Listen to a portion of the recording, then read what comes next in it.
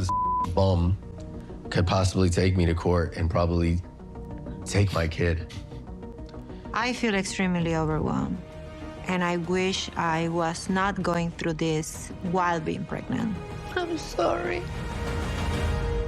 The drama was on during 90 Day Fiancé Happily Ever After, from Darcey and Georgie still having some issues. You were a sugar mama, and I told you this was gonna happen, right? To Jasmine and Matt getting emotional over the situation with Gino. I didn't think them still being married was gonna affect the baby. It is starting to get more real and scary. And Yara resorting to retail therapy amid her issues with Jovi. Honestly relatable. And you know, the way this trip's going for me and Jovi, it looks like I'm gonna buy a lot because I'm not satisfied with anything.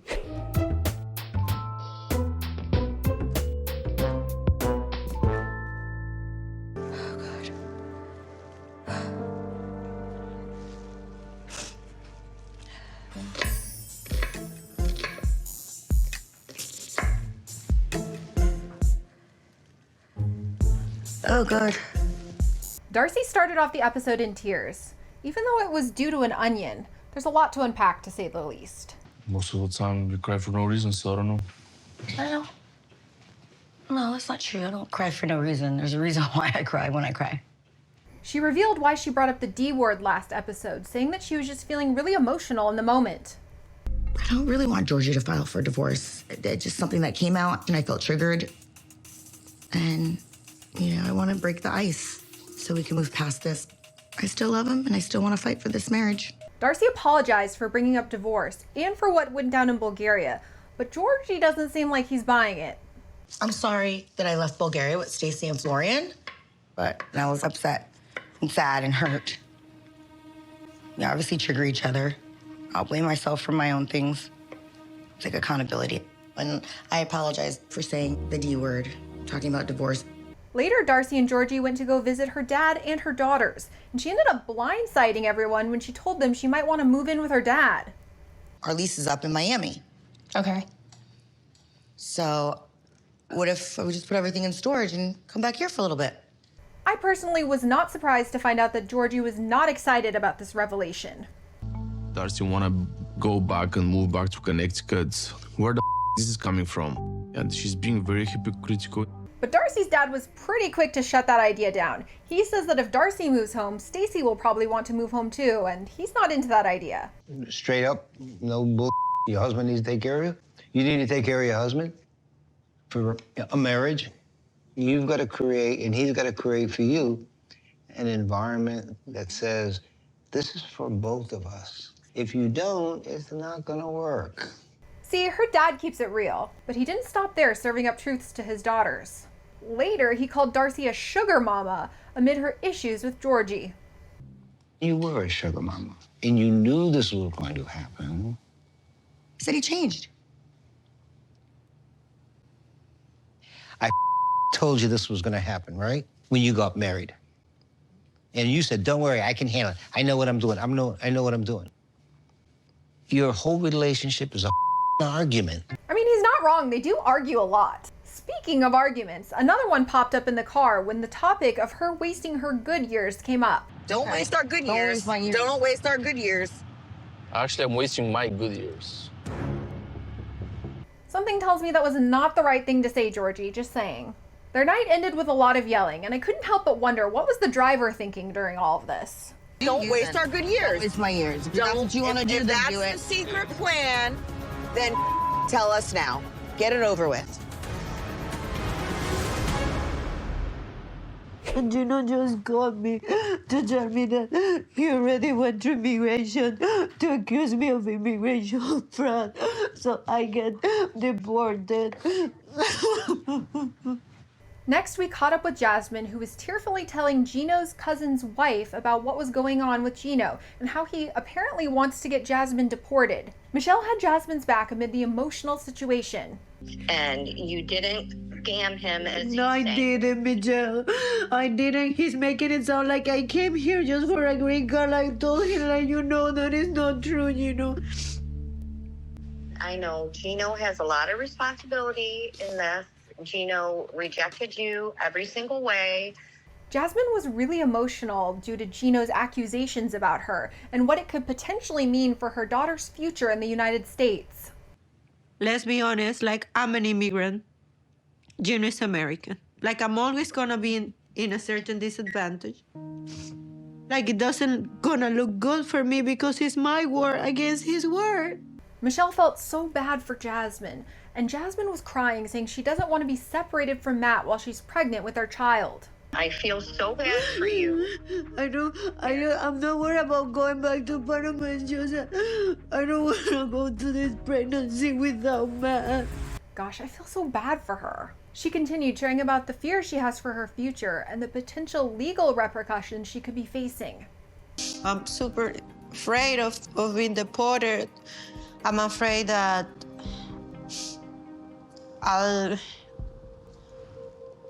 I'll go to prison.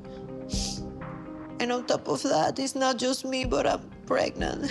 Jasmine and Matt ended up meeting up with a lawyer to talk about what's happening with Gino, and the lawyer was stressing how serious this situation is. If for any reason Gino can show that the marriage was a fraud, you would be deported, essentially.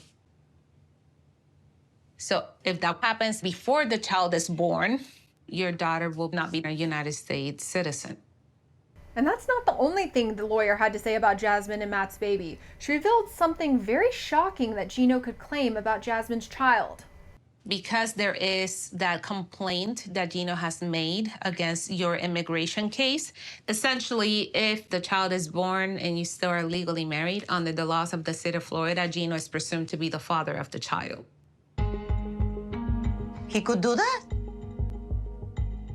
Disgusting. Geez, I did not see that coming. The lawyer further explained what the law means. This is ridiculous. Like, what if I declare my daughter like fatherless? The problem is not who is or not is in the birth certificate. The problem is that you're still legally married. Under the eyes of the law, he can claim rights as a father because the child was born during the marriage. The lawyer stressed the most important thing for Jasmine to do next is to officially divorce Gino. It's very serious, Yeah. to be very honest. There's a lot of lives at stake, especially the life of an unborn child. And I understand your fear and I understand your anxiety. Right now, you don't have a plan. So your very first step, you really need to end your marriage to Gino. Matt admitted that he didn't realize how serious this whole situation was, but now it's all hitting him and he's really worried about Jasmine and his baby. This bum could possibly take me to court and probably take my kid.